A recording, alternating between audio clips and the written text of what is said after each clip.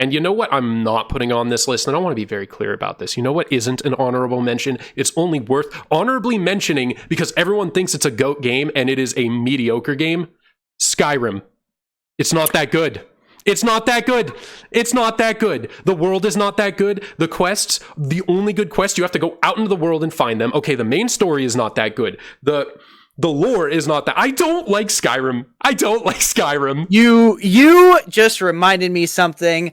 To be honest, I'm not a big fan of open world games, and everybody says Skyrim's the GOAT, and I've tried playing Skyrim, and all I remember, because I don't force myself to play a game, dude. If I'm not interested, I'm not going to do it. Of course. My time is precious. I was very much an outdoors kid when I was growing up. So it's like, if I feel like I could have a better time going out and longboarding and bombing hills, I'm going to do that instead. When I was playing through Skyrim the first time, I remember feeling so bored. And that's the problem to me that open world games have is that I'm incredibly bored. And I don't want to keep going through this. I'm not going to force myself to play your game. I just uninstalled Horizon.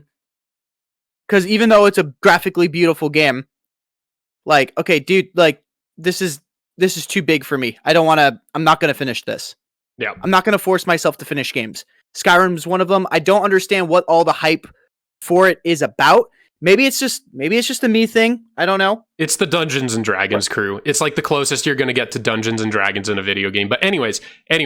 Fantasy games in general, I've noticed anything related to fantasy, like there are diehard fantasy guys that will play anything fantasy and they just... Lord of the Rings fans. Don't let it go. I'm one of them, but we just have never gotten over that Lord of the Rings trilogy hype that just defined a generation. Anyways, this isn't about bashing Skyrim. That's not what this podcast episode is.